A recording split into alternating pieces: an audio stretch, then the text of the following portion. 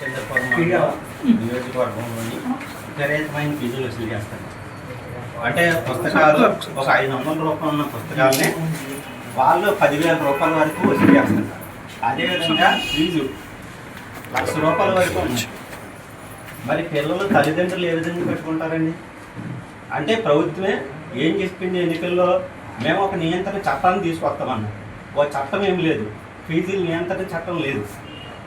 మేము అడుగుతుందంటే కూటమి ప్రభుత్వాన్ని ఫీజుల నియంత్రణ చట్టాన్ని అమలు చేయండి.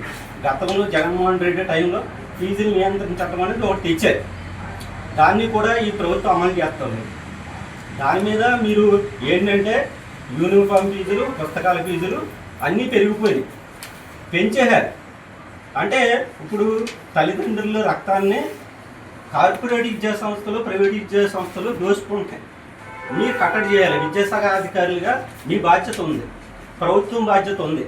ఈ రాష్ట్ర విద్యాశాఖ మంత్రి గారు నారా లోకేష్ గారి దృష్టికి తీసుకెళ్ళి ఈ సమస్యలు మీరు పరిష్కరించాలి. లేకపోతే మేము ఏదైతే స్కూళ్ళు ఉన్నాయో స్కూల్ ముందు మేము ధర్నాలు చేస్తాం, మీ విద్యాశాఖ అధికారుల ముందు కూడా ధర్నాలు చేస్తాం.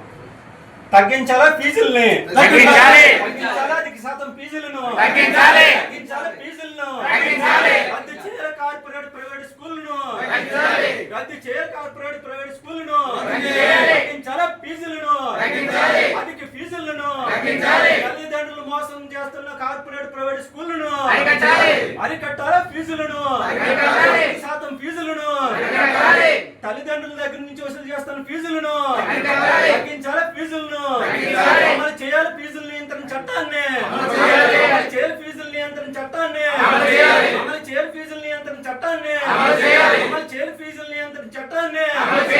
రాష్ట్ర ప్రభుత్వం వెంటనే తక్షణమే స్పందించాలా,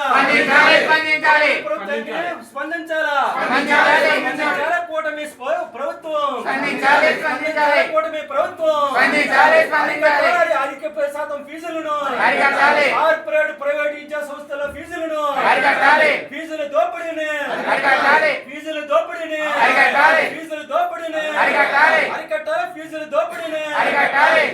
మరి దీని మీద ఎందుకంటే మేము కూడా స్కూల్కి వెళ్ళాం, ప్రభుత్వ రూల్స్ ప్రకారంగా ప్రభుత్వం ఏ స్కూల్లోనూ కూడా పుస్తకాలు అమ్మకూడదు అని ఇచ్చిందండి.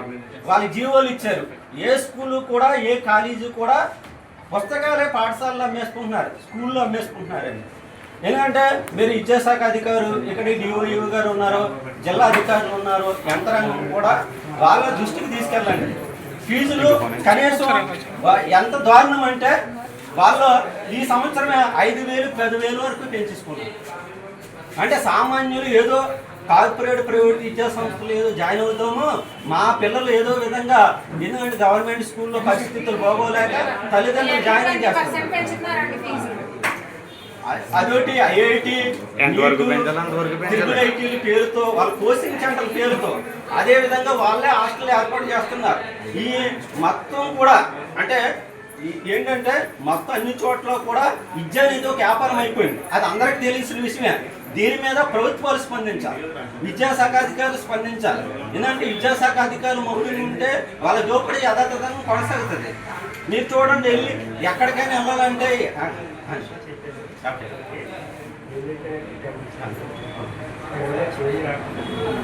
ఇంకోటి మీ దృష్టికి తీసుకెళ్తున్నా,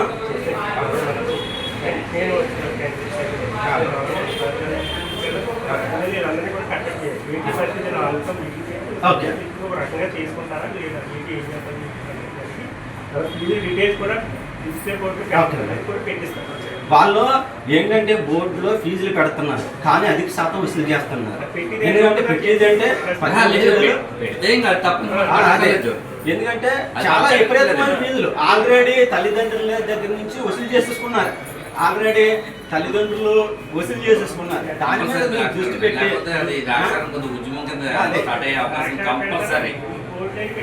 కంపల్సరీ అండి, ఉద్యమం ఆగదు సార్. విపరీతంగా ఏది ఫ్రీ సీట్ గవర్నమెంట్ ఇచ్చింది.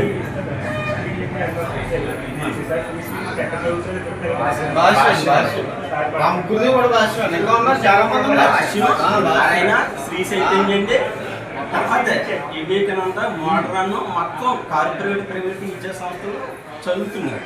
మేము ఏంటంటే ఒకలే కాకుండా అన్ని స్కూల్లో ఎంకరేజ్ చేయండి. ఫీజులు విపరీతంగా ఉన్నాయి.